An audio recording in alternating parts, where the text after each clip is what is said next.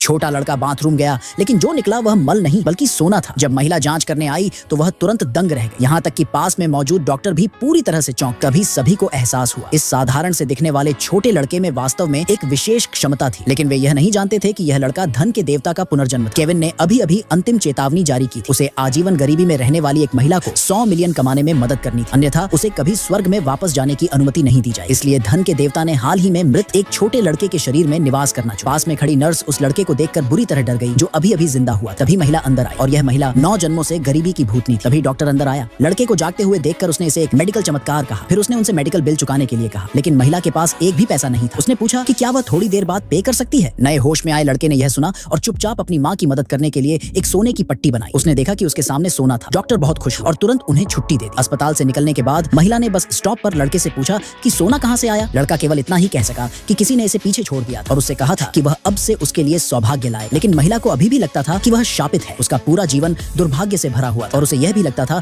कि वह अपने आसपास के लोगों के लिए दुर्भाग्य लेकर आई। इसलिए उसने अपने दादा के 70वें जन्मदिन पर वह सब वापस लेने का फैसला किया जो उसका हक था। वह सोचने लगी कि क्या उपहार लाऊं, लेकिन अपने आप को चारों ओर खोजने के बाद उसे केवल 2 सिक्के मिले। लड़का अवाक था, इसलिए उसने चारों ओर देखा और संयोग से बस स्टॉप पर एक विज्ञापन देखा। उसने महिला को लॉटरी टिकट खरीदने के लिए अपने जादू का इस्तेमाल किया। महिला को लगा कि यह बकवास है, लेकिन क्योंकि उसके पास वैसे भी पैसे नहीं थे, इसलिए वह उसके साथ चली। फिर लड़का उसके दादा के 70वें जन्मदिन का जश्न मनाने के लिए उसके पीछे। वहाँ उन्होंने एक मुरझाए हुए पेड़ के बगल में एक बोर्ड देखा जिसमें लिखा था कि जो कोई भी पैसे के पेड़ को पुनर्जीवित कर सकता है उसे $1 अरब मिलेंगे। लेकिन लड़के ने तुरंत देखा कि पेड़ की धन की जड़ कट गई थी, इसलिए वह चला गया और पेड़ पर पेशाब कर दिया। दुर्भाग्य से यह बात दादा और दूसरे चाचा दोनों ने देखी। दादा गुस्से में थे और लड़के को उसी समय सजा देना चाहते। दूसरे चाचा ने उसे सबक सिखाने के लिए तुरंत पकड़ लिया। सौभाग्य से महिला समय रहते रुक गई। वह आगे बढ़ी और पूछने लगी कि क्या हो रहा है। दूसरे चाचा ने उसे बताया कि लड़के ने पैसे के पेड़ पर पेशाब कर दिया है। सच्चाई सुनकर महिला अवाक रह गई। यहाँ तक कि उनके आसपास मौजूद मेहमानों को भी लगा कि लड़के ने एक बार पेशाब करके सब कुछ बर्बाद कर दिया है और उसके बाद अनंत दुर्भाग्य आने वाला है। यह देखकर महिला अपने दादा के सामने घुटनों के बल गिर पड़ी और दया की भीख मांगते हुए कहा